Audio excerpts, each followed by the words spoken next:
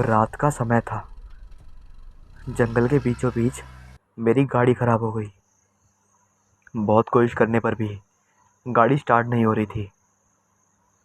मैं गाड़ी से नीचे उतरा। सड़क सुनसान थी। सड़क के दोनों तरफ गहरा जंगल था। सड़क पर कोहरा छाया हुआ था। मैंने गाड़ी का बोनट उठाया और गाड़ी को चेक करने लगा। मुझे कुछ समझ नहीं आ रहा था कि गाड़ी कहाँ से खराब हुई है। फिर अचानक से क्या मैं कुछ मदद कर सकती हूँ आपकी? पीछे से आवाज़ मेरे कानों में पड़ी। मैंने तुरंत घूमकर देखा। ये छोटे कपड़े पहने हुए एक सुंदर लड़की थी। आप दरअसल मैं भी आपकी तरह मुसाफिर हूँ। मुझे अगले मोड़ तक जाना है। अगर मैं आपकी गाड़ी ठीक कर दूँ तो क्या आप मुझे अगले मोड़ तक छोड़ देंगे प्लीज़? मुस्कुराते हुए लड़की ने कहा। हाँ हाँ, क्यों नहीं। पर क्या आप कर पाएंगी? तभी उस लड़की ने मुझे एक तरफ किया और गाड़ी को देखने लगी। कुछ देर बाद उस लड़की ने गाड़ी के बोनट को बंद किया। अब आप स्टार्ट करके देखिए। तभी मैं गाड़ी में बैठा और मैंने गाड़ी को स्टार्ट किया। और ये क्या, गाड़ी स्टार्ट हो गई थी।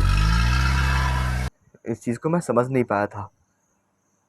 मैंने कहा था ना, मैं कर सकती हूँ। ये कहते हुए वह लड़की मेरी गाड़ी के पीछे सीट पर बैठ गई। अरे आप पीछे क्यों बैठी हैं? आइए आगे बैठिए। आगे बैठने की आपकी हैसियत नहीं है जनाब। रात का समय है। मैं कोई भूत भी तो हो सकती हूँ। ये कहकर वह लड़की हंसने लगी। ये सुनकर तो जैसे मेरे चेहरे की हवाइयाँ उड़ गई थीं। अरे मजाक कर रही हूँ, इतना घबरा क्यों रहे हो? उस लड़की ने दोबारा मुझसे कहा। और ये सुनकर मेरे दिल को ठंडक मिली। अरे आपने तो मुझे डरा ही दिया था। वह लड़की फिर हंसने लगी। सड़क पर गाड़ी दौड़ी और हंसते हंसाते हमारी जैसे बातों का सिलसिला जारी रहा। जल्दी ही मुझे सड़क किनारे एक छोटा सा ढाबा दिखा जिस पर बहुत से लोग बैठे खाना खा रहे थे। मैंने सड़क पर ही एक तरफ जाकर कहीं गाड़ी रोक ली। तो क्या आप कुछ खाना पसंद करेंगी? नहीं, मेरा खाने का बिल्कुल मन नहीं है। अगर आप जल्दी चले तो मुझे भी जल्दी पहुंचना है। अभी रात भी बहुत हो रही है ना। अच्छा अच्छा, ठीक है ठीक है, लेकिन हमारा पूछने का फ़र्ज़ था। ये कहते हुए मैं अपनी गाड़ी फिर से स्टार्ट करने वाला था कि मेरी नज़र उस शीशे पर गई जिस शीशे से मुझे पीछे वाली सीट साफ साफ दिखाई दे रही है। मगर उस शीशे में वह लड़की दिखाई नहीं दे रही थी। ये देखकर मैं घबरा गया। मैंने झट से पीछे देखा, लेकिन पीछे तो कोई नहीं था। मैं अपनी गाड़ी से जल्दी से नीचे उतरा और चारों तरफ देखने लगा। मुझे समझ नहीं आ रहा था कि अचानक से वह लड़की कहाँ गायब हो गई। मेरे तो पसीने छूट गए थे। वहां से मैं सीधा ढाबे पर गया। सरदार जी चाय बना रहे थे। जी जनाब, बताइए, कितने कप चाय के देने हैं आपको? सरदार जी ने मुझसे पूछा। नहीं नहीं नहीं सरदार जी, मैं तो बस पूछ रहा था कि वो जो सामने मेरे गाड़ी है, क्या आपने वहां कहीं किसी लड़की को उतरते हुए देखा है? नहीं बेटे, मेरी नज़र सिर्फ तुम्हारी गाड़ी की तरफ थी। उस गाड़ी से सिर्फ तुम ही उतरे हो और कोई तो उसके आसपास भी नहीं था। पर मेरी ये समझ में नहीं आ रही कि बात क्या है। कुछ हुआ है क्या? अरे कैसे बताऊं सरदार जी। दरअसल मैंने एक लड़की को लिफ्ट दी थी। अचानक से वो मेरी गाड़ी से गायब हो गई और मुझे पता ही नहीं चला। यही समझ नहीं आ रहा वो गई तो गई कहाँ। इस पर सरदार जी सोच विचार करने लगे। अरे बेटे, तुम्हें घबराने की ज़रूरत नहीं है। घबराने की ज़रूरत तब होती जब तुम उसे लेकर इस ढाबे से आगे निकल जाते। वह कोई लड़की नहीं है, वो एक साया था। और इस रोड पर अक्सर ऐसे हादसे होते रहते हैं। जो रात के वक्त अपनी गाड़ी में किसी को लिफ्ट देते हैं वह इनके जाल में फंसी जाते हैं। तुम यहाँ जितनी भी गाड़ियाँ देख रहे हो ना, इन सभी के ड्राइवर सुबह यहाँ से रवाना होंगे, क्योंकि इन्हें पता है कि रात के वक्त इस रोड पर साए घूमते हैं और तुम उस साए से अभी टकराए आए हो। अभी आप शांत रहो और आराम से चाय पियो, पर अभी यहाँ से मत निकलना, क्योंकि ये रास्ता केवल सुबह के लिए सुरक्षित है, रात के लिए नहीं। मैंने अपनी गाड़ी उस वक्त रोड के बीचों बीच खड़ी कर रखी थी, पर सच बताऊं, मेरी हिम्मत नहीं थी कि मैं अपनी गाड़ी को एक साइड में जाकर खड़ी कर दूं।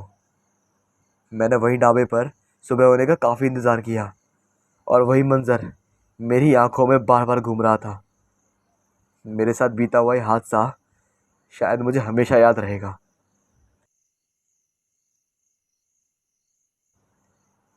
अपने कमरे की बत्ती बुझाकर मैं आराम से सो रही थी कि मुझे अपने बिस्तर के पास कुछ कुछ आवाज़ सुनाई दी, मानो कोई बहुत मायूस हो। मैं उठी और मैंने देखा कि एक लड़की घुटनों में सर रखकर मायूस बैठी है। कौन हो तुम? डरते हुए बड़ी शांति से मैंने उससे पूछा, और उसने कोई जवाब नहीं दिया। मैं उसी तरह सिसक रही थी। मैंने बहुत सी हॉरर मूवी देख रखी थी, ये कोई साया था। डर के मारे मैंने बिना उसे कुछ कहे वापस चादर ओढ़ ली और मन ही मन हनुमान चालीसा बड़बड़ाने लगी। मैं कांप रही थी। वह साया या जो कुछ भी था, वो मेरे पास बैठा था और इसी तरह सिसकियां ले रहा था। फिर उस साय ने धीरे धीरे मेरी चद्दर खींचनी शुरू की। मैं अपनी चद्दर को मजबूती से पकड़े हुए थी। तभी झटके से मेरी माँ ने मेरी चद्दर खींची। अरे तुझे उठना नहीं है? इतनी सुबह हो गई, सुबह के 10 बज रहे हैं। अच्छा, आज भी कोई भूत का सपना देखा? कब से कब से तेरे से बोल रही हूँ, उस दिन को भूल जा। लेकिन तू मेरी है कि मानती नहीं, पड़ी रहे इस डर में। हम तो जा रहे हैं, और वैसे भी तेरी गलती थी। दरअसल माँ उस समय राहुल की बात कर रही थी, जो मेरा कज़न था। दरअसल उसके साथ जो हुआ था वो काफ़ी दर्दनाक था। मैं तो बाहर खड़ी थी और मेरे को तो उसने बस सुनाया था, लेकिन उसके साथ तो ये सब हुआ था। मैं बताती हूँ क्या कहानी थी। सोहन और राजीव दोनों ही मेरे कज़न हैं, मतलब मेरी चाची के लड़के। वो दोनों एक वीरान हवेली घूमने गए थे, जहाँ पे मान्यता थी कि वहाँ पर भूत पिशाच रहते हैं। कहते हैं कि उस हवेली में डायन रहती है। अब आगे की कहानी मेरे भाई राजीव की ज़ुबानी में। यार सोहन, मुझे भूतों से बहुत डर लगता है यार, और मुझे समझ नहीं आया तू यहाँ क्या करने लेके आया है मेरे को। इतने में सोहन ने बोला, अरे यार तू भी फट्टू है क्या? कैसी बातें करता है? हाँ ना, ऐसी वैसे वैसे भी ये चीज़ कुछ नहीं होती, समझा तू? अरे मेरे भाई तू समझ, यहाँ पर लाकर तुम मेरी भी जान मुश्किल में डालेगा और अपनी भी। हो ये रहा था, दरअसल हवेली के आगे छोटा सा ग्राउंड है, जहाँ दोपहर के वक्त मेरे दोस्तों ने मुझे मना करने पर भी खेलने के लिए साथ ले ही लिया। हमने उस ग्राउंड में क्रिकेट खेलना शुरू किया और मेरी फील्डिंग इस हवेली की तरफ लगा दी। जब भी बॉल हवेली की तरफ जाती, तो दिन के वक्त भी मैं उस हवेली को देख के डर जाता, क्योंकि वह देखने में बहुत ही भयानक थी। तभी मेरे एक साथी ने बहुत लंबा छक्का मारा। बॉल सीधे हवेली के कांच को तोड़ती हुई अंदर चली गई। मेरे सभी साथी मेरी तरफ से इस आस से देख रहे थे कि मुझे ही बोल देंगे बॉल लाने के लिए। मैं मैं अंदर नहीं जाऊंगा, मेरी तरफ इस तरफ मत देखो, मैंने घबराते हुए उनसे कहा। अरे फट्टू, क्या हुआ, फट गई क्या? मेरे एक दोस्त ने मुझ पर हंसते हुए कहा। देख यार, मुझ पर हंस मत, मेरी फील्डिंग यहीं तक ही थी, मैं अंदर नहीं जाऊंगा। हाँ भाई, ये क्यों नहीं कहता कि हवेली देखकर तेरी गोली हो रही है? और उनकी बात भी सची थी। मेरी हालत कुछ ऐसी थी पर मैं उन्हें ये जताना नहीं चाहता था कि मैं डरपोक हूँ। होए, तू तू कहना क्या चाहता है? मैंने गुस्सा दिखाते हुए कहा। मैं इतना डरपोक हूँ नहीं, नहीं हूँ कि एक वक्त पे अंदर जाकर बोल ना ले पाऊँ। दरअसल मेरी ज़बान लड़खड़ा रही थी, लेकिन फिर भी कैसे ना कैसे करके मैंने अपना डर छुपाया। तभी सोहन ने बोला, पर मुझे लगता है कि तू अंदर आते ही बेहोश हो जाएगा। ये कहकर मैं हंसने लगा। "हाँ, अच्छा ठीक है, मैं जाता हूँ।" मैंने गुस्से से उनसे बोला, और बिना कुछ सोचे मैंने अपने कदम उस हवेली की तरफ बढ़ा दिए। मैंने हवेली का दरवाज़ा खोला। दरवाज़ा खुलने की आवाज़ भी मुझे डरा रही थी। अंदर मंद अंधेरा था, चारों तरफ सन्नाटा पसरा हुआ था। अचानक से कुछ चमगादड़ आए और मेरे सर के ऊपर से होते हुए बाहर चले गए। उनकी वजह से मेरे दिल की धड़कन और बढ़ गई थी। हवेली अंदर से बहुत बड़ी थी, मगर मुझे सिर्फ अपना काम करना था। मुझे अपनी बॉल ढूंढनी थी। उस हवेली के आंगन में मैं अपनी बॉल ढूंढने लग गया, पर मेरा ध्यान बार बार हवेली के कोनों में उस गहरे अंधेरे की तरफ जा रहा था, जहाँ से मुझे लग रहा था कि मानो कोई मुझे देख रहा हो। वह अंधेरा मानो मुझे भी निगल जाएगा। तुम्हारी बॉल, इन दो शब्दों के साथ साथ एक हाथ मेरे सामने आया, जिस हाथ में वह बॉल थी। मैं डर गया। मैंने उसका चेहरा भी नहीं देखा और डर के मारे दरवाजे की तरफ दौड़ पड़ा। और जो मैंने बाहर आकर देखा, उसे देखकर मैं और घबरा गया। मेरी सांसें और बढ़ने लगी, क्योंकि अब बाहर रात हो चुकी थी। ये कैसे हो सकता है? क्योंकि हम दोपहर को यहाँ खेल रहे थे। मेरा कोई दोस्त यहाँ नहीं था क्या? तभी मैंने देखा, सामने एक औरत सफ़ेद कपड़ों में बालों से अपने चेहरे को ढके शांति से खड़ी थी। तभी एक हवा के झोंके से उस औरत के चेहरे से वह बालों का जाल हटा, और मैंने देखा, और उसे देखकर मैं सहम गया। उसका चेहरा बिल्कुल सफ़ेद था, आंखें भी सफ़ेद थीं। आंखों में पुतलियाँ नहीं थी। उसे देखकर मैं डर के मारे चीखा। मेरे देखते देखते उस औरत ने अपने खूंखार दांत निकाले और हवा में उड़ती हुई एक झटके से मेरी तरफ आई। मैंने अपनी आंखें बंद कर ली और लगातार डर के मारे चीखता रहा। अरे, अ- अरे राजीव, उठ। क्या हुआ तुझे? हमने बॉल ही तो मांगी है तुझसे। इसमें चीखने वाली कौन सी बात है? ये सब सुनकर मैंने धीरे धीरे अपने हाथ अपने चेहरे से हटाए और आंखें खोली। अभी दिन का वक्त था और मेरे दोस्त सामने खड़े थे। मुझे कुछ समझ नहीं आ रहा था कि मेरे साथ आखिर ये हुआ क्या था। ये क्या था, मैं इसे आज तक नहीं समझ पाया।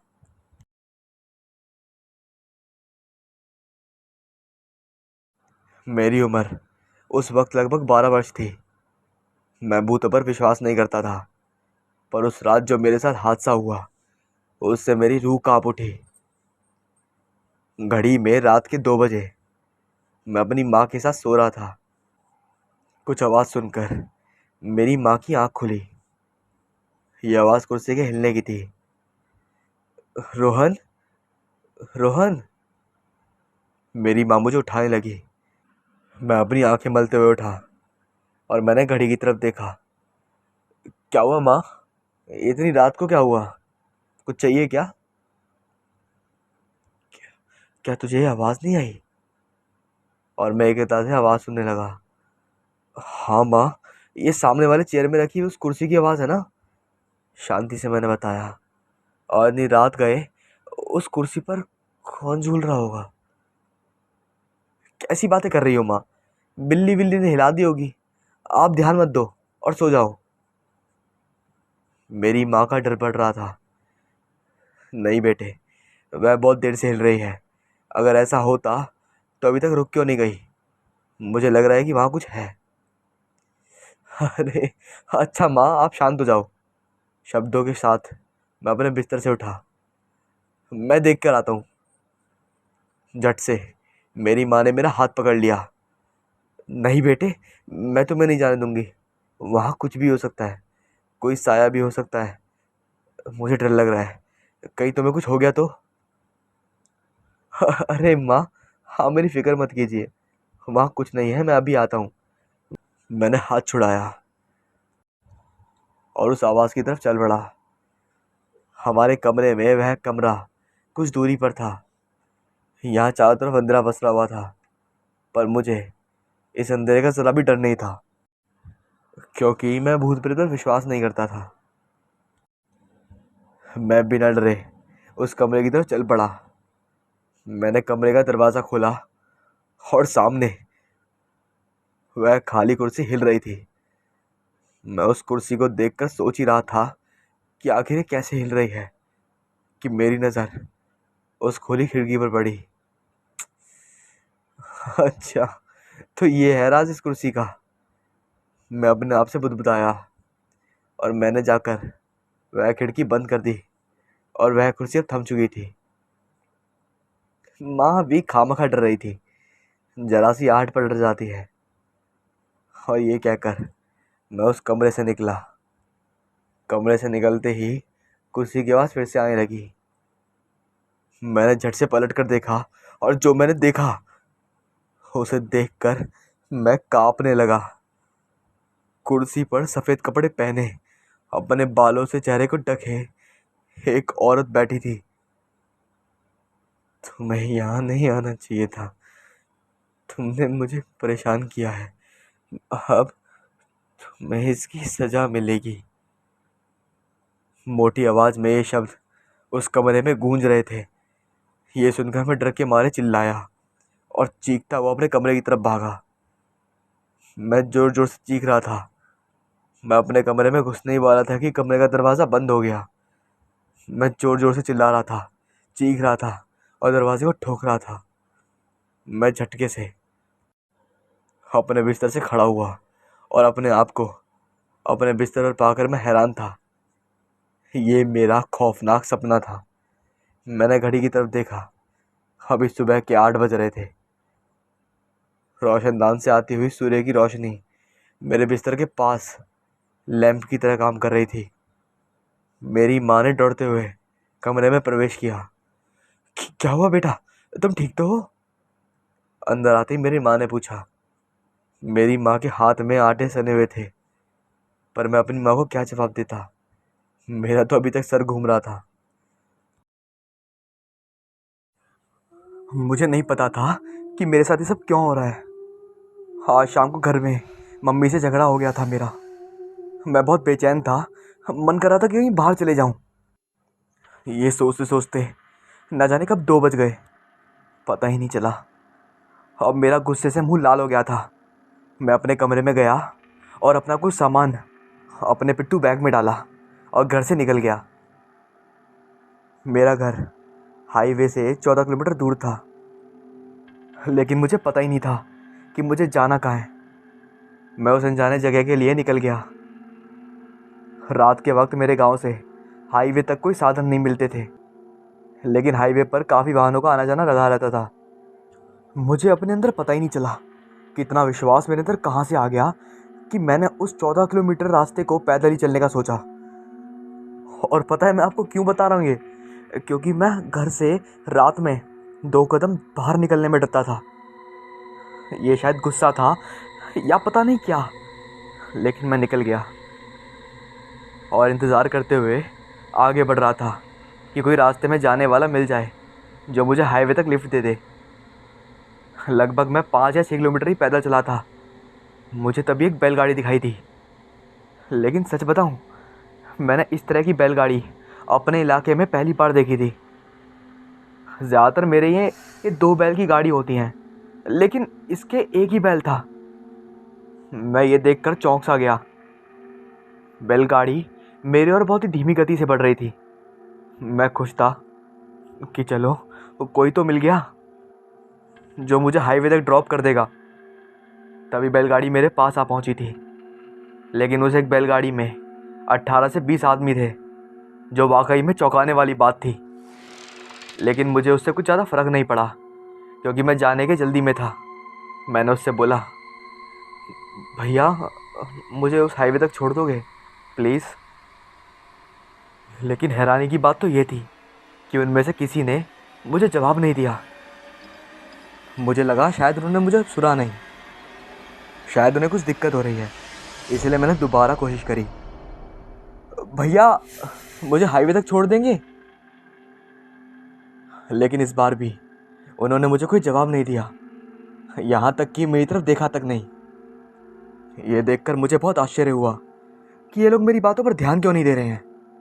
फिर मैंने बहुत ही तेज आवाज़ में बोला, भैया मुझे हाईवे तक छोड़ देंगे? किसी ने कोई प्रतिक्रिया नहीं दी। मेरे साथ ऐसा पहली बार हुआ था कि किसी से इतनी तेज बात करने पर भी किसी ने मेरी बात की प्रतिक्रिया न दी हो। ये देखकर मुझे बहुत गुस्सा आया। मैं बैलगाड़ी में उन लोगों की बिना इजाज़त के बैठ गया। तभी सब लोग मेरी ओर घूर कर देखने लगे। मुझे सहसा ऐसा प्रतीत हुआ कि कुछ मेरे साथ डरावना होने वाला है। तभी एक लगभग 65 साल के एक व्यक्ति ने मेरे कंधे पर हाथ रखा और बोला, आप आगे बैठ जाओ। ये सब मेरे लिए आश्चर्यजनक था क्योंकि कुछ समय पहले ही ये लोग मेरी बातों पर कोई प्रतिक्रिया नहीं दे रहे थे। फिर अब ऐसा क्या हो गया जो ये मुझसे बात करने के इच्छुक हो गए हैं? चलो कोई नहीं, आज की रात वैसे भी कुछ अलग ही लग रही थी। मम्मी से कभी इतना झगड़ा नहीं हुआ, और होता भी था तो मुझे कभी बुरा नहीं लगता था। कई बार मम्मी से मैं पिटा भी हूँ, लेकिन कभी घर से बाहर निकलने का मेरे मन में विचार नहीं आया था। मैंने आपको भी बताया था ना कि रात में तो मैं घर से बाहर तक नहीं निकलता था। लेकिन इस बार जो हुआ था ना, ये मेरी समझ से बिल्कुल बाहर था। मैं थोड़ा सहमा सा हुआ था, इसलिए मैं बिना कुछ बोले आगे आकर बैठ गया। अब मेरे आगे सिर्फ एक बुजुर्ग बच्चे थे जो कि लगभग 60 या 65 साल की उम्र में होंगे, और वही उस बैलगाड़ी को चला रहे थे। मैं आगे देख रहा था। रास्ता काफ़ी ख़राब था। कुछ समय पहले ये पतला रास्ता था जो सही था, लेकिन ये रास्ता हाईवे से दूर एक कन्नौज शहर को जोड़ता था। इसलिए सरकार ने इस रास्ते का चौड़ीकरण करने के लिए आदेश दे दिया था, जिसकी वजह से पुराना रास्ता तोड़ दिया गया और उस पर छोटे छोटे पत्थरों को बिछाया गया था, जो रास्ते को और भी भयानक बना रहा था। मुझे उन पत्थरों पर चल रही बैलगाड़ी की आवाज़ बिल्कुल शांत माहौल में चारों तरफ गूंजती हुई सुनाई दे रही थी। मैंने सहसा इस आवाज़ का और उछलते पत्थरों का मिश्रण देखने के लिए जैसे अपना सर पीछे घुमाया, तो वाकई ये किसी भयानक सपनों से कम नहीं था। उसमें बैठे सभी व्यक्ति मेरी तरफ टकटकी बांधे देख रहे थे, जो इतनी रात में सुनसान रास्ते पर और भी डरावना होता जाता है। मैंने उन लोगों पर ध्यान नहीं दिया और फिर मैं आगे मुँह करके बैठ गया। वैसे मेरे मन में बहुत ही पैरानॉर्मल साइंस की बातों में एक तूफान सा चल रहा था। मेरे अकेला मन कभी किसी बातों को कुछ बहका या फिर उमेड़ कर रख देता था। अगर सीधे शब्दों में कहूँ तो इस समय मेरा हलक सूख गया था। मेरे पैरों के नीचे से जैसे ज़मीन निकल गई हो।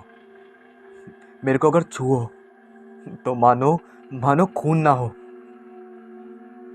मुझे याद आया जब मैं इंजीनियरिंग की पढ़ाई राजधानी के एक सुप्रसिद्ध कॉलेज में पढ़ रहा था। तब तक पैरानॉर्मल प्रोग्राम में यूनिवर्सिटी और वर्जीनिया के एक छोटे मोटे प्रोफेसर एमिली विलियम वहाँ पर आए हुए थे, जो पैरानॉर्मल साइंस के प्रवक्ता थे, यानी प्रोफेसर जो पैरानॉर्मल साइंस और भूत प्रेत के बारे में बताते थे। लेकिन उस समय हम अपने दोस्तों के साथ उस सभागार में पीछे बैठे मस्ती कर रहे थे। मैंने पूरा लेक्चर छोड़ दिया और आज मुझे उसी दिन की याद आ रही थी। अब बैलगाड़ी की स्पीड में थोड़ा बदलाव दिख रहा था। जो कुछ समय पहले रेंगते हुए चल रही थी, अब उसकी गति में जो जो आगे जाती थी और तेज़ हो रही थी।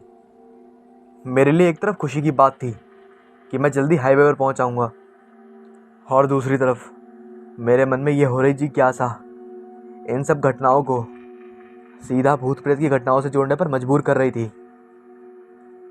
रास्ते पर बैलगाड़ी से होने वाली आवाज़ें और तेज़ हो रही थी।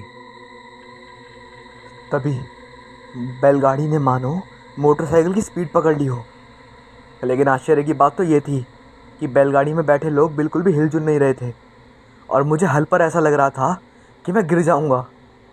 मैं हर पल बहुत ही मजबूरी से अपनी पकड़ बनाता जा रहा था। बैलगाड़ी कुछ 1 या 1.5 किलोमीटर चली ही होगी कि वह हाईवे वाले रास्ते से नीचे खेतों में मुड़ने लगी। उस समय मानो गेहूं की फसल अपने खेतों रूपी आंगन में नागिन की भांति सुनहरे नृत्य कर रही हो।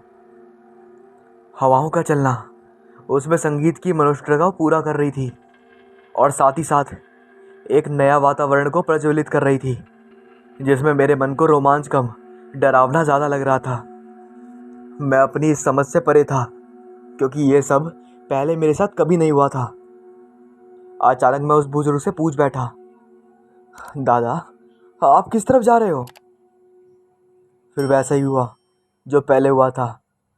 उनमें से किसी ने कोई प्रतिक्रिया नहीं दी। मेरी आवाज़ में और तेजी आई। मैंने अपने गले के उस आंतरिक स्वर को ऊपर खींचकर बोला, अरे दादा आप किस तरफ जा रहे हो? मेरे इतनी तेज स्वर से सब मेरी तरफ एक अजब कर देने वाली नज़र से देखने लगे। मैंने उस भयंकर माहौल के भांपते हुए तुरंत ही अपने गले में नरमता का भाव भर लिया और उनसे कहा, आप लोग हाईवे की तरफ नहीं जा रहे क्या? इस नरमी भरे स्वर से मुझे वैसी ही प्रतिक्रिया मिली जैसी नवजात के रोने पर माँ की प्रतिक्रिया होती है। बैलगाड़ी खेतों में चलने लगी। तभी पीछे से एक बहुत सहसा मंद स्वर में आवाज़ आई, ये हाईवे का दूसरा रास्ता है। क्या? मैंने इस रास्ते को अनगिनत बार पार किया था, पर मुझे कभी इस हाईवे तक जाने वाले दूसरे रास्ते के बारे में नहीं पता था। मैंने अपने मन को एक झूठी तसल्ली दी और इसको छोटा रास्ता बताकर उठने वाली तमाम जिज्ञासाओं को दबा दिया।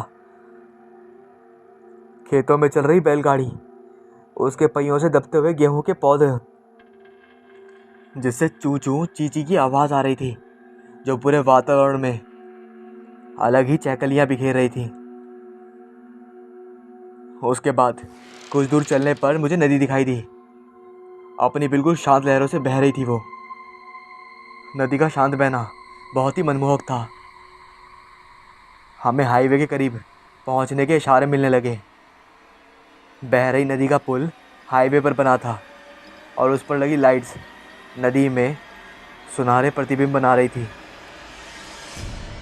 हमको हाईवे की तरफ जाना था, जो नदी के बगल से जाना पड़ता था। लेकिन बैलगाड़ी नदी की ओर तेजी से बढ़ने लगी। ये देखकर मैं सब पर आ गया और मैंने बड़ी तेज स्वर में बोला, आप लोग नदी की तरफ क्यों जा रहे हो? किसी ने मेरी बातों की कोई प्रतिक्रिया नहीं दी। ये मेरे लिए अब कोई नया नहीं था, क्योंकि कुछ समय पहले ये सब मेरे साथ हो चुका था। मैंने फिर तेजी से बोला, बैलगाड़ी को रोको, मुझे उतरना है। किसी ने फिर से कोई प्रतिक्रिया नहीं दी। बैलगाड़ी की गति बहुत तेज थी, जैसे कि कोई मोटर गाड़ी हो। मैंने बैलगाड़ी से कूदने का सोचा, लेकिन गति देखकर हिम्मत ना हुई। अब मन ही मन बैलगाड़ी से उतरने की सोच रहा था और अपने ही आसपास बैठे लोगों की ओर देख रहा था और साथ ही साथ अपने आप को कोस भी रहा था कि मैं बैलगाड़ी पर बैठा ही क्यों। अगर मैं बैठ गया था तो आगे बैठने की क्या ज़रूरत थी। और तरह तरह के प्रश्न मेरे मन में कूस रहे थे। अब मेरे पास बैलगाड़ी से कूदने के अलावा और कोई दूसरा विकल्प नहीं था। फिर पता नहीं कहाँ से इतनी हिम्मत आई कि मैंने अपने बगल में बैठे दादा को, जो कि एक बेचारे अकेले बैल को इतने सारे लोगों के साथ डहला रहे थे, उनके कंधे पर हाथ रख के मैंने बोला, दादा बैलगाड़ी रोक दीजिए। दादा ने बड़ी नरमी से उत्तर दिया, जल्दी चलो, आग देनी है। ये सब क्या था, कुछ भी समझना मेरे बस में नहीं था। मैंने जो पूछा था उसका कुछ और ही उत्तर दिया। ये उत्तर मेरे मन में उठी तमाम जिज्ञासाओं को और तेज कर दिया। दादा किस आग की बात कर रहे हैं? कहाँ आग देनी है? किसको आग देनी है? पता नहीं ना जाने कहाँ से इतने सारे प्रश्न आ गए जिनके मेरे पास किसी का भी उत्तर नहीं था, और मैं इन सब प्रश्नों के उत्तर देने के बिल्कुल भी बस में नहीं था। मैंने तुरंत हिम्मत की और फिर हाथ रखकर पूछा, दादा किसको आग देनी है? मैं सोच रहा था शायद इस प्रश्न का उत्तर ना मिले, लेकिन ये क्या था? पीछे बैठे सभी लोग मेरी तरफ घूरकर देखते हुए बोले, अरे बेटा, तुमको पता नहीं ठाकुर साहब को? शायद अधूरा जवाब मुझे आने वाली भयानक घटनाओं का आदेश दे रही थी। मेरे इलाके में ऐसा कोई नहीं था जो ठाकुर साहब को ना जानता हो। उनके बारे में बच्चा बच्चा मुंह पर उनकी कहानी रखता था और उनके स्वभाव से पूरा इलाका परिचित था। ठाकुर साहब जो कि बहुत ही नेक दिल के इंसान थे। कुछ ही वर्षों पहले वो आर्मी से रिटायर हुए थे। उनके परिवार में कोई नहीं था। वो गांव के विकास के बारे में हमेशा सजग रहते थे, लेकिन मेरे घर वालों से उनकी तनिक ना बनती थी। वो हमेशा हमारे दादाजी की आलोचना करते रहते थे कि गांव के प्रधान होकर गांव के बारे में कुछ नहीं सोचते, और भी बहुत कुछ। यही वजह थी कि मेरे दादाजी और उनकी बहुत खटकती रहती थी। लेकिन मेरा उनके प्रति और उनका मेरे प्रति अलग ही स्वभाव था। हम दोनों लोगों में बहुत जमती थी और एक अलग प्रकार की दोस्ती थी।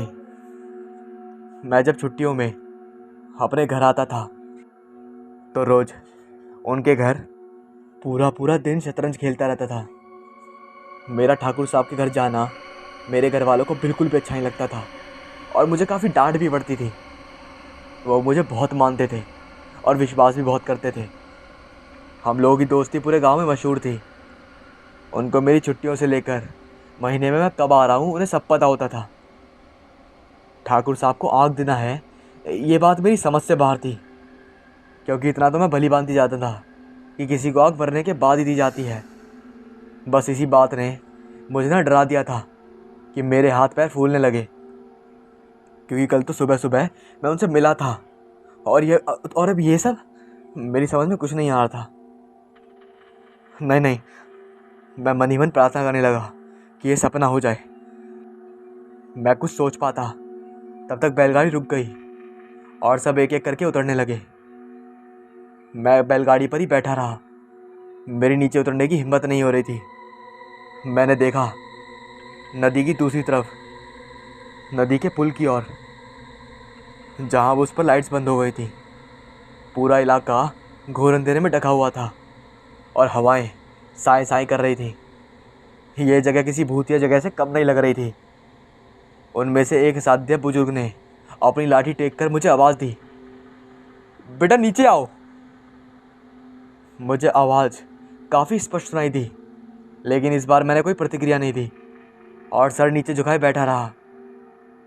फिर वो बुजुर्ग लाठी टेकते हुए बोला और बैलगाड़ी के पहिए के पास आकर बोला, बेटा नीचे आओ और आग दो चलकर। मेरे लिए आज सब कुछ जो हो रहा था नया और भयानक था। मेरे मुंह से आवाज़ ही नहीं निकल रही थी। मेरी गले में गिग्गी बंधी हुई थी। मैंने बहुत ही धीमी आवाज़ में बोला, कहाँ कहाँ चलना है दादा? अब वो बुजुर्ग उस बेचारे बैल जो इन लोगों को अकेले ढोकर आया था उसके पास आकर बोले, बेटा चलो तो सही। मैं बड़ी सावधानी के साथ नीचे उतरा और अपने पिट्ठू को दोनों हाथों से अपने सीने से लगाए धीरे धीरे उस बुजुर्ग के पीछे चलने लगा। हम थोड़ी ही दूर चले होंगे कि बैलगाड़ी पर बैठे सभी बुजुर्ग किसी स्थान को घेरे हुए खड़े थे। शायद हम दोनों के पैरों की आहट उन लोगों ने सुन ली थी और सब हटने लगे। मुझे सामने एक चिता दिखाई दी और उस पर कोई 60 या 70 साल का बुजुर्ग लेटा हुआ था। मुझे उस बुजुर्ग को पहचानने में तनिक भी देर ना हुई। वो ठाकुर साहब ही थे। मेरे चेहरे पर झुर्रियाँ साफ झलक रही थी। मेरी आंखों से अश्रुधारा निरंतर बह रही थी, जिन पर मेरा कोई बस नहीं था। ये कैसे हो सकता है? नहीं नहीं, ये कोई सपना है। नहीं, ये ठाकुर साहब नहीं हो सकते। ऐसे तमाम प्रश्न मेरे मन में उमाड़ बांधने लगे। तभी किसी ने मेरे कंधे पर हाथ रखा और मुझे जलती हुई मशान हाथ में थामते हुए बोला, बेटा, ठाकुर साहब को आंख दे दो।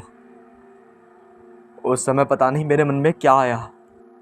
मेरे मन में जैसे कोई प्रश्न ना उठा और ना ही कोई जिज्ञासा। मैंने उस मसाल के सामने रखी हुई चिता की लकड़ियों में छुआते ही उस चिता पर वो मसाल फेंक दी और पीछे घूम गया। तभी उसी बुजुर्ग ने, जब मुझे बैलगाड़ी के पास बुलाने गया था, मुझे एक मटीला थैला पकड़ाया। उस थैले में मुझे कुछ सिक्के जैसे मालूम पड़े। मैंने अपने पिट्टू को उठाया और कुछ दूर जाकर बैठ गया और ठाकुर साहब को सोचकर रोने लगा। तभी एक बुजुर्ग मेरे पास आकर बोला, बेटा नहा लो। चिता पूरी जल चुकी थी। मैंने अपने कपड़े निकाले और नहाने के लिए नदी में घुसा और नहाकर अपने कपड़े पहने और पुल की तरफ अपना पिट्टू उठाकर बिना पीछे देखे दौड़ा। पुल पर अब लाइट जल रही थी, गाड़ियाँ भी गुजर रही थीं और सुबह भी होने वाली थी। तभी मुझे एक टेम्पू गांव का दिखा और जैसे ही मैं टेम्पू पर बैठकर पीछे देखा तो मैंने क्या देखा। जहां मैं अभी चिता जलाकर आया था, मेरे लिए ये कोई सदमे से कम नहीं था, क्योंकि वहां पर इस समय कुछ नहीं था और ना वो लोग दिख रहे थे और ना ही कोई बैलगाड़ी दिख रही थी, सिर्फ उस चिता का अवशेष। इतनी सुबह कहाँ से आ रहे हो साहब? इतना सुनते ही मैं चौंक उठा और टेम्पू चालक की तरफ घूरकर देखने लगा। उसने फिर बड़ी नरमी से पूछा, साहब आज इतनी सुबह कहाँ से आ रहे हो? मैंने अपने आप को संभाला और उसको बोला, कहीं नहीं, बस लखनऊ से। फिर हम उसी रास्ते से हिचकोले लेते हुए घर पहुँचे। मम्मी जाग चुकी थी। मैं चुपके से ऊपर गया और अपने कमरे में घुसकर सो गया। दोपहर में जब उठा तो दादाजी ठाकुर साहब की बातें कर रहे थे। मैंने पूछा, क्या हुआ ठाकुर साहब को? दादा ने बताया कि कल रात को हाईवे पर बने पुल पर ठाकुर साहब का गाड़ी के साथ दुर्घटना हो गई और गाड़ी मिल गई, लेकिन लाश नहीं मिली। मुझे अब सब समझ में आ चुका था, लेकिन मुझे आज तक ये समझ नहीं आया कि वो लोग कौन थे और मुझे कैसे जानते थे और मुझे क्यों मिले। ये आज तक मेरे लिए रहस्य था। आज मैंने अपनी आप बीती आज तक किसी को नहीं बताई, पर आज मैं ये हॉरर सेटिस्फाई को सेंड कर रहा हूँ। मेरा नाम रोहन है और मैं जिला छानवगढ़ से हूँ।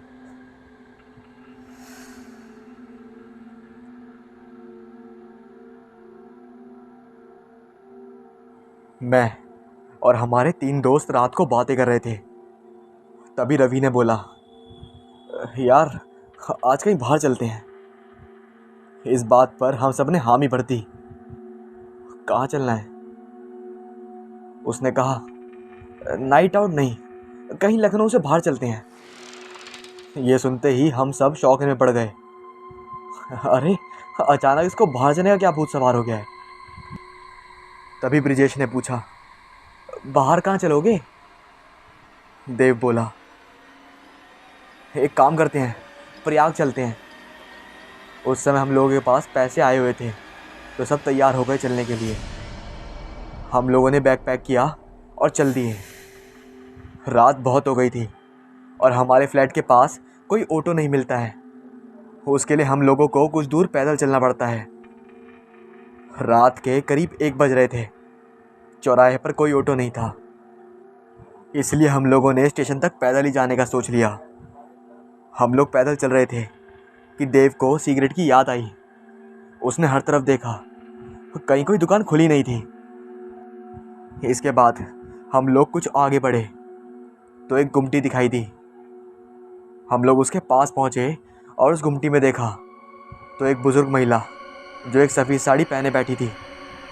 उससे देव ने जाकर बोला, अम्मा सिगरेट रखती हो क्या? अम्मा तो जैसे हम लोगों के इंतज़ार में बैठी थी, क्योंकि उस रास्ते पर कोई और दुकान दिख ही नहीं रही थी। अम्मा ने बड़े ही करुण स्वर में बोला, बेटा वाह, हमार तीरे सिगरेट हुई, तुमका कौनी चाहिए? देव को मार्लबोरो बहुत ही पसंद थी और वो उसके बिना 2 घंटे से ज़्यादा नहीं रह सकता था। कुछ भी हो, उसको सिगरेट हर दूसरे घंटे में चाहिए ही थी। लेकिन मालबोरो ज़्यादा इन छोटी मोटी दुकानों पर मिलती नहीं है, तो कभी कभी वो गोल्ड फ्लैग से काम चला लेता था, और उसकी वजह से अपने पूरे ग्रुप में सबको सिगरेट की आदत पड़ गई थी। देव ने अम्मा से बड़े ही मजाकिया ढंग से बोला, अम्मा मालबोरो तो होगी नहीं, आप छोटी गोल्ड ही दे दो। हम लोग देव की बात सुनकर हंस पड़े। अम्मा को शायद हम लोगों की हंसी को उन्होंने बहुत घृणित स्वर में देखा, जो उनके बातों में साफ झलकने लगी थी। वो बोली, बेटवा हमें गरीब जने हुई बहुत भारी दुकानियां नहीं हुई, अब तो वही हुई जेको जेको नाम तुए तुए लियो थो। देव को कुछ सुकून हुआ। उसने अम्मा से छोटी गोल्ड मांगने के लिए उनकी ही बोली में बोला, अम्मा हम ही छोटी गोल्ड की डिब्बियाँ दे दूँ। हम लोग ठट्ठा मारकर हंसने लगे और देव का मजाक उड़ाते हुए उससे बोले, अब तुम अम्मा के दामाद बन जाओ, बहुत अच्छी पटेगी तुम्हारी अम्मा के साथ। हम लोग इस बात को सुनकर अम्मा ने बहुत गंभीरता से लिया। अम्मा ने तुरंत ही ब्रिजेश का हाथ पकड़कर अपने पास बिठाया और देव के बारे में पूछने लगी। ब्रिजेश हम लोगों से बड़ा था और अम्मा को उस पर भरोसा था कि ब्रिजेश से बात करने से कुछ काम बन सकता है। अम्मा अपनी नातिन की बात ब्रिजेश से करने लगी और बहुत ही धीमी आवाज़ में देव के बारे में पूछने लगी। जब उन्होंने अपनी नातिन की बात ब्रिजेश से की तो हम लोग देव का मजाक लेने लगे। लो बेटा, तुम्हारा तो काम बन गया, अब तुम सुट्टा भी मुफ्त में मारो और लड़की भी। देव का स्वभाव बहुत व्यंग्य तक था, तो उसको किसी भी बात का बुरा नहीं लगता था और हम लोगों के साथ साथ अपनी ही बुराई करने लगता था। अम्मा ब्रिजेश को बहुत ही गंभीरता से समझा रही थी कि बेटा वाह, हमारा इकलौती नातिन है, बहुत ही खूबसूरत है, चौका बर्तन सबू ही आती होगा, कछु आइश हो कामू नहीं हुई जो जो बा ना कर पाई। ब्रिजेश मनी मन मुस्कुरा रहा था। तभी देव ने अम्मा से कहा, अम्मा पहले आप सिगरेट तो दे दो, फिर ब्रिजेश को आराम से बिठाकर बातें कर लेना। अम्मा इस बार तो एकदम गुमटी के अंदर घुसी और गोल्ड की डिब्बी बाहर निकाल कर दे दी। देव को तो मानो सब कुछ मिल गया हो। उसे तुरंत डिब्बी से एक सिगरेट निकाली और जलाने के लिए लाइटर को खोजने लगा।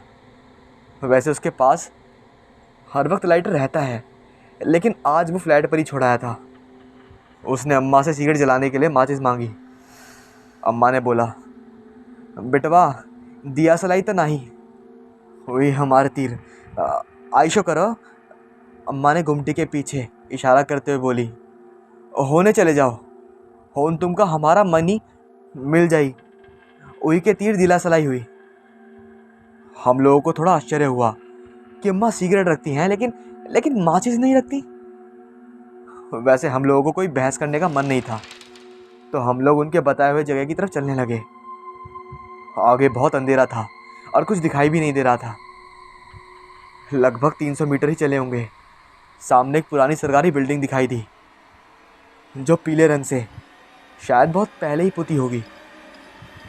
देव, ब्रिजेश और हम दोनों लोग उस बिल्डिंग के पास पहुंचे। वही पास में एक बुजुर्ग जो एक लकड़ी जी कुर्सी पर बैठा हुआ था और एक बीड़ी सुलगा रहा था। देव उनके पास जाकर बोला, चचा माचिस देना, सिगरेट जलानी है। शायद चचा हम लोग इंतजार में ही बैठे हुए थे। उन्होंने तुरंत कहा, बेटवा अभी तनिक रुको, यही हम अवे लाए थे। चचा ने कहकर वहाँ से चले गए। उस पुरानी बिल्डिंग का मुख्य द्वार खुला था और अंदर से किसी के सिसकने की आवाज़ें आ रही थी। अंदर अंधेरा था, कहीं भी किसी भी प्रकार की रोशनी दिखाई नहीं दे रही थी। देव बहुत ही उतावला रहता था हर काम के लिए। उसने बोला, चलो अंदर चलकर देखते हैं कौन है। मेरी और ब्रिजेश की हिम्मत नहीं हो रही थी अंदर जाने की, क्योंकि अंदर बहुत ही अंधेरा था और बिल्डिंग बहुत ही बड़ी थी। देव तो जैसे अब अपनी ज़िद पर अड़ा रहा। उसने हमारे मना करने के बाद अंदर अकेले जाने का फैसला कर लिया और अंदर चला भी गया। मैं उसी लकड़ी की कुर्सी पर बैठ गया जहाँ पर अभी तक चच्चा बैठे हुए थे। रवि मेरे बगल में खड़ा था और ब्रिजेश अभी तक अम्मा के पास गुमटी पर ही बैठे हुए थे। मैं और रवि उन्हीं पर कुछ देर तक इंतजार करते रहे चच्चा का, लेकिन कोई दिख ही नहीं रहा था। देव को भी अंदर गए लगभग 20 से 25 मिनट हो चुके थे। सिसकियों की आवाज़ और तेज़ होने लगी थी। मैंने रवि को बोला, यार देव को आवाज़ देते हैं। रवि देव को पुकारने लगा। करीब 2 मिनट तक चिल्लाया, लेकिन हम लोगों को कोई भी प्रत्युत्तर नहीं मिला। हम लोग बहुत ही घबरा गए थे। कुछ समझ में ही नहीं आ रहा था और ना ही अंदर जाने की हिम्मत हो रही थी, और चच्चा का भी कोई अता पता नहीं था। रवि बोला, एक काम करते हैं, पहले पहले पहले ब्रिजेश को बुला कर आते हैं, फिर अंदर चलते हैं, क्योंकि हम लोग बैग और अपना सामान ब्रिजेश के पास गुमटी पर ही छोड़ कर आए हैं। हम लोग भागकर गुमटी के पास आए, लेकिन ये क्या था, वहाँ कोई गुमटी दिख नहीं रही थी, और ना ही ब्रिजेश और ना अम्मा। हम लोगों को कुछ समझ में नहीं आ रहा था कि ये क्या हो रहा है। हम लोग बहुत ही डर गए थे। रवि तो चिल्लाने लगा और ब्रिजेश को आवाज़ देने लगा, लेकिन वहाँ हम लोगों की आवाज़ें सुनने वाला या फिर हम लोगों की आवाज़ों का उत्तर देने वाला कोई भी नहीं था। हम लोग बहुत ही घबरा गए थे। अब हम लोग वापस उस बिल्डिंग के पास गए। रवि ने कहा, "प- पहले चच्चा को ढूंढते हैं और वही कुछ बता पाएंगे।" हम लोग उस बिल्डिंग के चारों तरफ घुमाए, लेकिन वहाँ हर तरफ घोर अंधेरा था और चारों तरफ झाड़ियाँ थी। हम लोग बहुत डर गए थे। अंत में बिल्डिंग में जाने का सोचा, जो कि मेरे पास एक वही रास्ता बचा था। अचानक रवि गिर पड़ा। मैंने उसको उठाया और अपने कंधे के बल खड़ा किया। पूछा, अबे क्या हो गया तुझे? रवि की गिग्गी बंद गई थी, वो कुछ बोल ही नहीं पा रहा था। मैंने उसको पकड़ के हिलाया और बोला, क्या हुआ तुझे? वो थोड़ा संभर कर बोला, भा, भा, भाई ऋतिक, और बोला, यार बहुत तेज प्यास लग रही है। हम लोगों के पास ना ही बैग था ना ही पानी। हमारे पास कोई भी प्रबंध नहीं था। करता भी क्या अब? मैंने सोचा, अगर इसको पानी नहीं मिला तो ये और भी घबरा जाएगा। मैंने उसे पड़ी हुई लकड़ी की कुर्सी जिस पर चच्चा बैठे हुए थे उस पर बिठाया और भरोसा दिलाया, भाई मैं पानी खोज कर आता हूँ। रवि ने मेरा हाथ पकड़ लिया और बोला, ऋतिक तू मत जा यार, मुझे बहुत डर लग रहा है। डर तो मुझे भी लग रहा था, लेकिन रवि की हालत देखकर पता नहीं कहाँ से इतना भरोसा अपने आप आ गया। मैंने उसको भरोसा दिलाया, भाई मैं अभी आया पानी लेकर। उसके बहुत कहने पर भी मैं दूर ना जाकर उसी बिल्डिंग में पानी खोजने के लिए अंदर चला गया। अंदर लगभग बहुत ही अंधेरा था, इतना कि मेरे हाथ को दूसरा हाथ दिखाई न दे। इस अंधेरे को सिसकियों की आवाज़ें और भी भूतिया नज़ारा बना रही थी। मैंने अपनी आंखों पर जोर दिया और तेज़ी से अंधेरे में देखने की कोशिश करने लगा। तभी मुझे ऊपर जाती हुई सीढ़ियाँ बड़ी ही रहस्यमयी दिखाई दी। मैंने उसके विपरीत देखने की कोशिश की तो मुझे दूसरी तरफ भी वैसी सीढ़ियाँ दिखाई दी।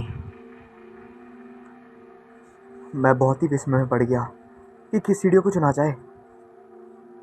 देव की प्यास, ब्रिजेश का गुम हो जाना और और रवि का बिल्डिंग से बाहर ना निकलना मुझे अंदर ही अंदर डर पैदा कर रहा था, जो अपनी चरम चरम सीमा पर पहुंच चुका था।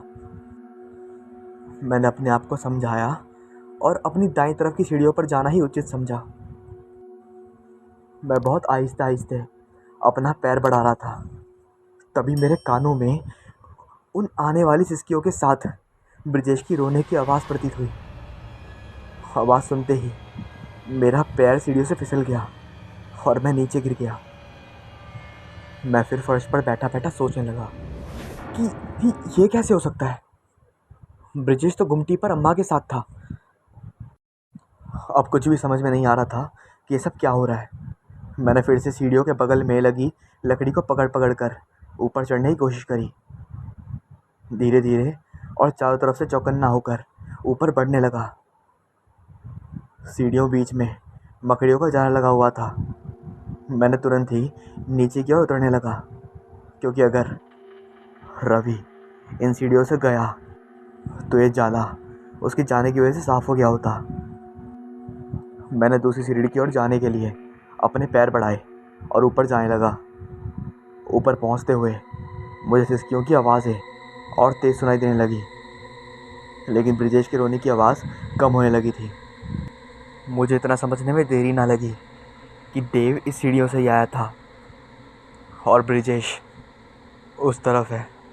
लेकिन सबसे बड़ी उलझन तो ये है कि ब्रिजेश उधर पहुंचा कैसे। मैंने अपने मन में उठने वाली उलझन को शांत करने के लिए अपने मन को झूठी तसल्ली दी। बोला कि वो कोई दूसरे रास्ते से आया होगा उधर। मेरे पास झूठी तसल्ली के अलावा कोई और रास्ता नहीं था।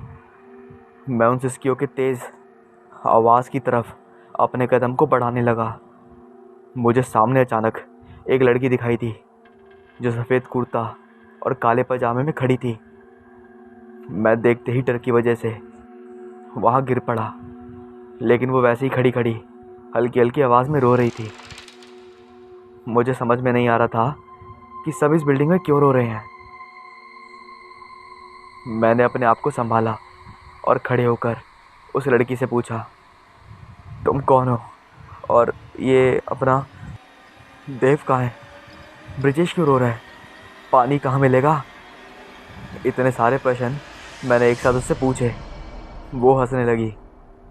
वो शायद मेरी जल्दबाजी में पूछे गए प्रश्नों की वजह से हंसने लगी हो।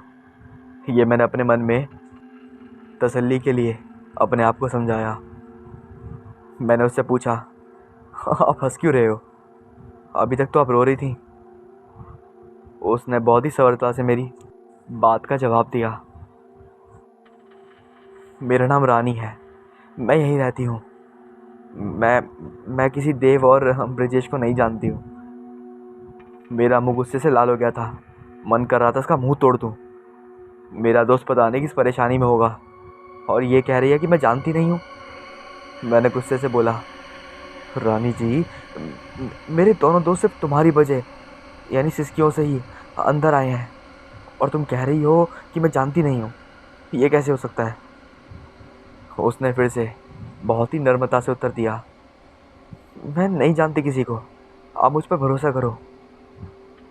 मैंने उससे पूछा, रानी जी, आप पानी बता दीजिए कहाँ मिलेगा। उसने उंगली से इशारा करते हुए मुझे कमरे में चलने को कहा और वो आगे आगे चलने लगी। अंधेरा इतना ज़्यादा था कि रानी के अलावा कुछ दिख ही नहीं रहा था मुझे। मैं उसके पीछे पीछे चलने लगा। उसने अचानक अपनी चाल में परिवर्तन लाना शुरू कर दिया। मैं भी उसी तेज चाल में आगे बढ़ने लगा। अचानक वो एक कमरे में प्रवेश करने लगी जिसका दरवाज़ा स्वयं ही खुल रहा था। ये मेरे लिए किसी भूतिया फिल्म से कम नहीं था। मैं भी उसके साथ उस कमरे में प्रवेश कर गया। तभी दरवाज़ा चूं की आवाज़ के साथ बंद हो गया। मैंने पीछे मुड़कर देखने की चेष्टा की, परंतु अपने डर की वजह से मैं देख नहीं पाया। अब रानी उस कमरे के अंदर बनी एक जर्जर सीढ़ी पर चढ़ने लगी जो चूं चा की आवाज़ बड़ी ज़ोरों से निकाल रही थी। मैं भी उसके साथ उस सीढ़ी पर चढ़ने लगा। मैंने अपनी जिज्ञासा को दूर करने के लिए रानी को टोका, रानी, पानी कहाँ है? उसने उस पर कोई प्रतिक्रिया नहीं दी, मानो मेरी बातों को उसने अनसुना कर दिया हो। मैंने फिर बोला, रानी, पानी कहाँ है? यार जल्दी बता दे, रवि प्यासा होगा। उसने सीढ़ी से अचानक ऊपर पहुंचकर बोली, तुमको पानी चाहिए तो मेरा एक काम करना पड़ेगा। ये सब मेरे को बहुत ही डरावना लग रहा था कि क्या काम, कैसा काम, समझ से बाहर था मेरे। मैंने उसको इस काम के लिए सर हिलाया और हाँ में इशारा कर दिया।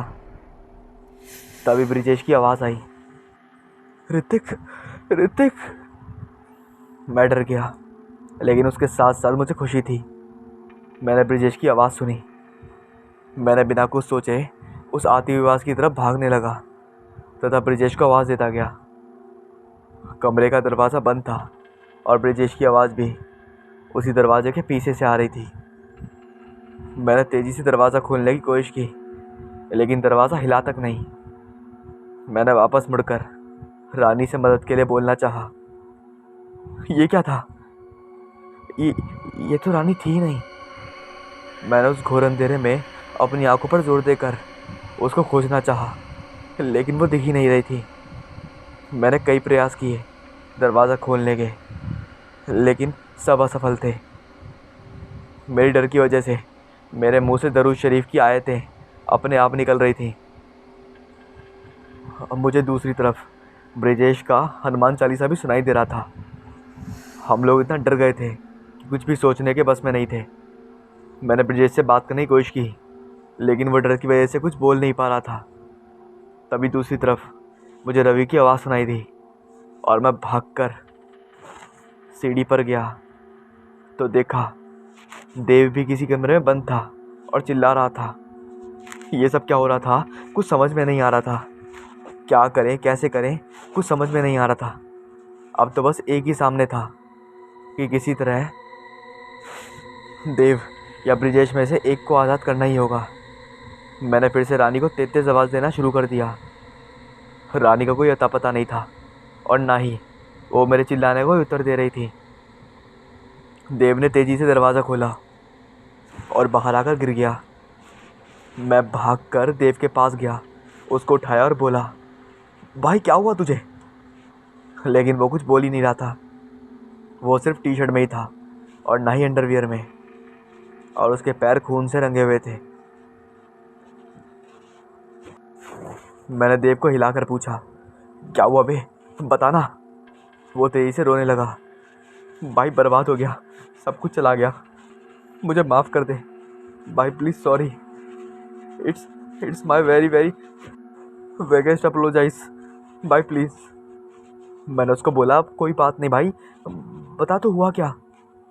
उसने ब्रिजेश और रवि के बारे में पूछने लगा। मैंने तेज़ी से रवि और ब्रिजेश की यथास्थिति बता दी। वो फिर रोने लगा और अपने गुप्तांग को हाथों से छुपाने लगा। मैंने उसका हाथ हटाकर देखा तो मैं दंग रह गया। देव के गुप्तांग कटे हुए थे और खून बह रहा था।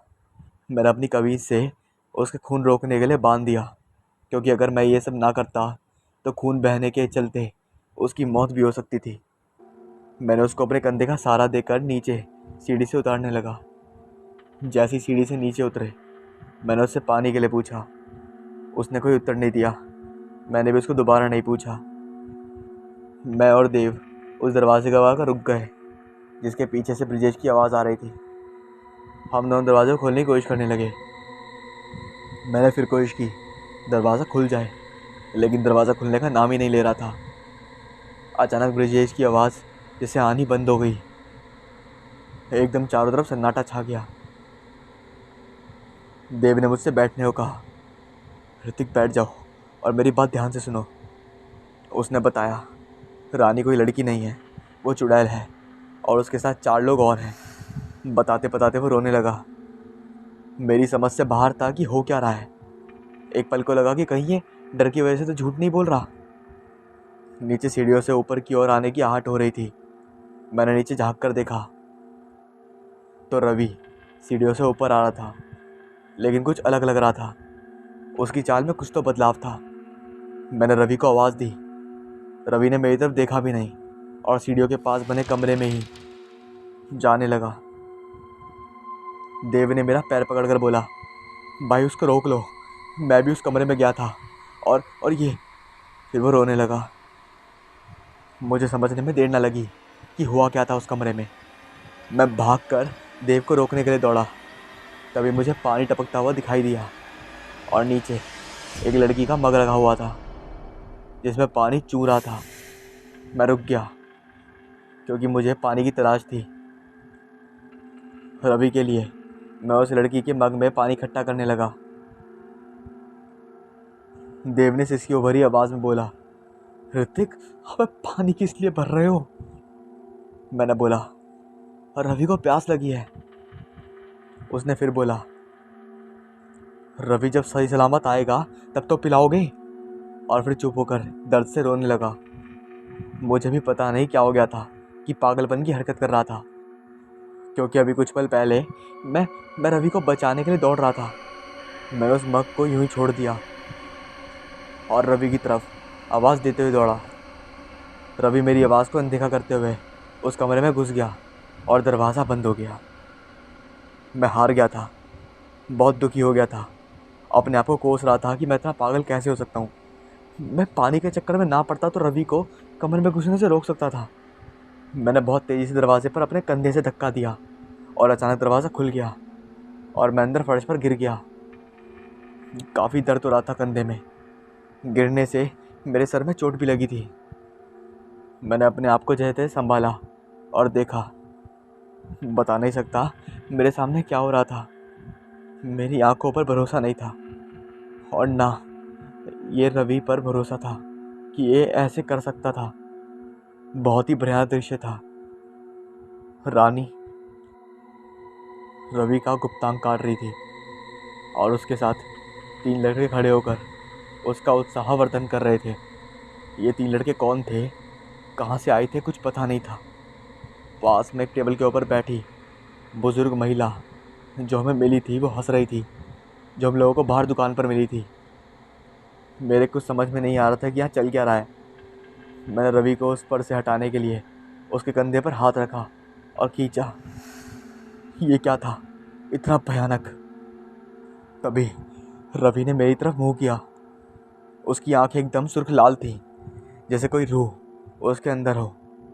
उसने मुझे धक्का दिया और मैं दरवाजे के पास जाकर गिर पड़ा।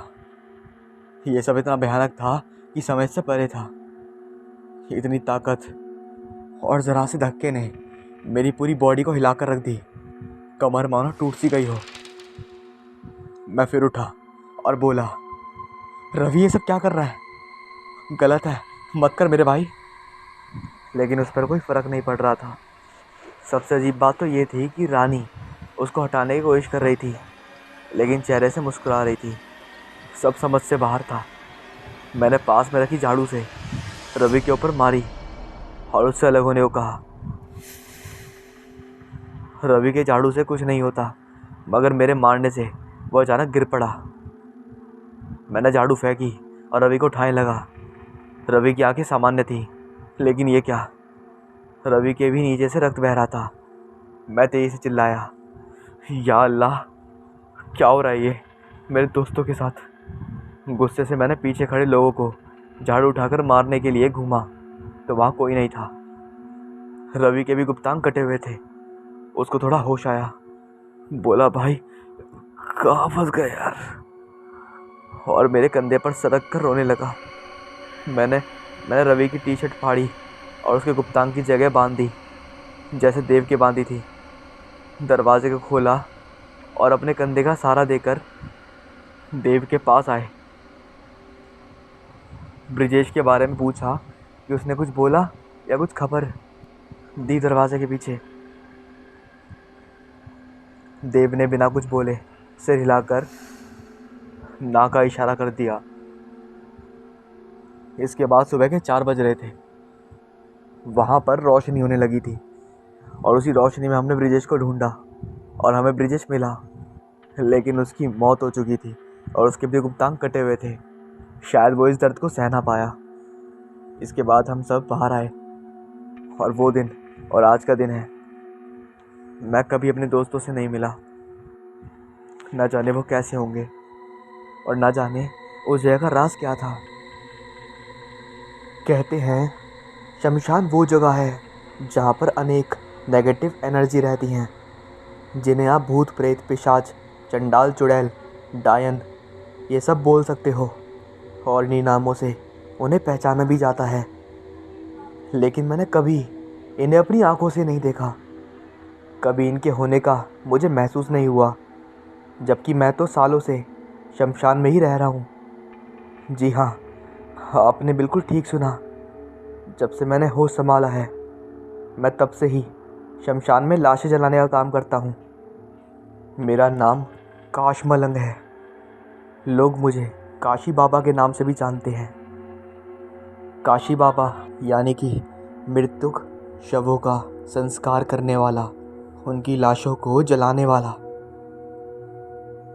मेरी ज़िंदगी शमशान में लाशें जलाने के साथ शुरू हुई थी और शायद लाश जलाने के साथ ख़त्म भी हो जाएगी।